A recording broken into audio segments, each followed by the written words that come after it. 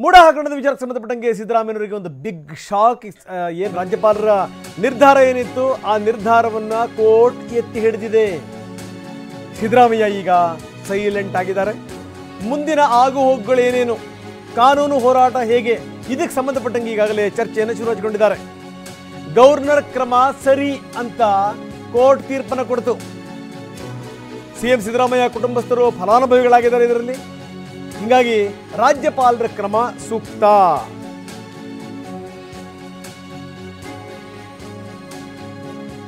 ಬನ್ನಿ ಹಾಗಾದ್ರೆ ಈ ತೀರ್ಪಲ್ಲಿ ಏನಿದೆ ನೋಡೋಣ. ಸಿಎಂ ಕುಟುಂಬಸ್ಥರು ಫಲಾನುಭವಿಗಳಾಗಿದ್ದಾರೆ. ಸಿಎಂ ವಿರುದ್ಧದ ಪ್ರಾಸಿಕ್ಯೂಷನ್ಗೆ ಖಾಸಗಿ ದೂರುದಾರರೇ ಅನುಮತಿ ಕೋರಬಹುದು. ಭ್ರಷ್ಟಾಚಾರ ನಿಗ್ರಹ ಕಾಯ್ದೆಯ 17A ಅಡಿ ಅನುಮತಿ ಕೋರಿದ್ದು ಸರಿಯಾಗಿದೆ. ಸಚಿವ ಸಂಪುಟದ ಶಿಫಾರಸು ತಿರಸ್ಕರಿಸಿದ್ದು ಸರಿಯಾಗಿದೆ. ರಾಜ್ಯಪಾಲರು ತಮ್ಮ ವಿವೇಚನೆ ಬಳಸಿದ್ದಾರೆ. ರಾಜ್ಯಪಾಲರ ಕ್ರಮ ಸೂಕ್ತವಾಗಿದೆ. 17A ಅಡಿಯಲ್ಲಿ ಆದೇಶ ಸಮರ್ಪಕವಾಗಿದೆ. ಸಿಎಂ ಸಲ್ಲಿಸಿರುವ ಅರ್ಜಿ ವಜಾಗೊಳಿಸಿ ಆದೇಶಿಸಲಾಗಿದೆ. ಸಿಎಂ ಎತ್ತಿದ್ದ ಎಲ್ಲ ಕಾನೂನಿನ ಪ್ರಶ್ನೆಗಳನ್ನು ತಿರಸ್ಕರಿಸಲಾಗಿದೆ.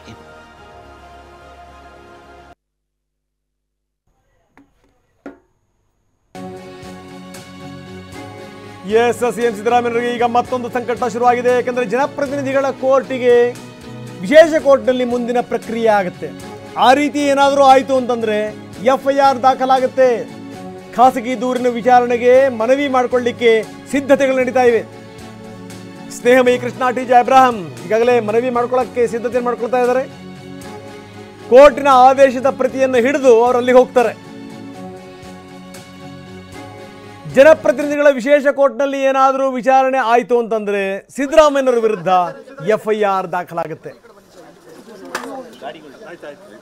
ಸಿದ್ದರಾಮಯ್ಯನವರು ಇವತ್ತು ಬೆಳಗ್ಗೆ ಒಂದು ಕಾರ್ಯಕ್ರಮದಲ್ಲಿ ಪಾಲ್ಗೊಂಡಿದ್ರು. ಈ ರಸ್ತೆ ಸುರಕ್ಷತೆ ಮತ್ತೆ ಅಪಘಾತ ಈ ವಿಚಾರಕ್ಕೆ ಸಂಬಂಧಪಟ್ಟಂಗೆ. ಆದರೆ ಅಪಘಾತ ಮತ್ತು ಆಘಾತ ಒಟ್ಟೊಟ್ಟಿಗೆ ಆಗಿದೆ ಈಗ ಸಿದ್ದರಾಮಯ್ಯನವರಿಗೆ.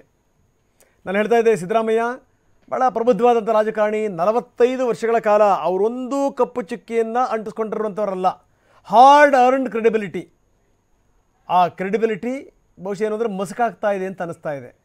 ಸುತ್ತಮುತ್ತಲಿನ ಒಂದಿ ಮಾಗಧರು ಎಷ್ಟರ ಮಟ್ಟಿಗೆ ಅವರನ್ನು ಹಾದಿ ತಪ್ಪಿಸಿದ್ರು ಅನ್ನೋದು ಇದರಿಂದ ತುಂಬ ಸ್ಪಷ್ಟ.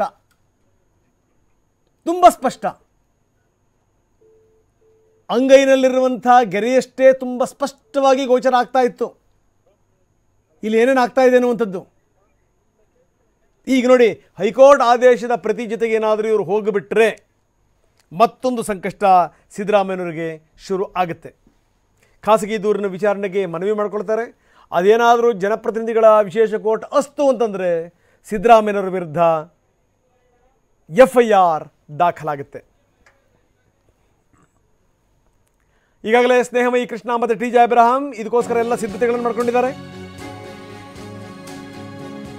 ಜನಪ್ರತಿನಿಧಿಗಳ ಕೋರ್ಟ್ ಆದೇಶ ಕೊಟ್ಟರೆ FIR ದಾಖಲಾಗುವಂಥದ್ದು ನಿಶ್ಚಿತ. ಜನಪ್ರತಿನಿಧಿಗಳ ವಿಶೇಷ ಕೋರ್ಟ್ ಆದೇಶ ಕೊಟ್ಟರೆ ಸಿಎಂ ವಿರುದ್ಧ FIR ದಾಖಲಾಗುತ್ತೆ.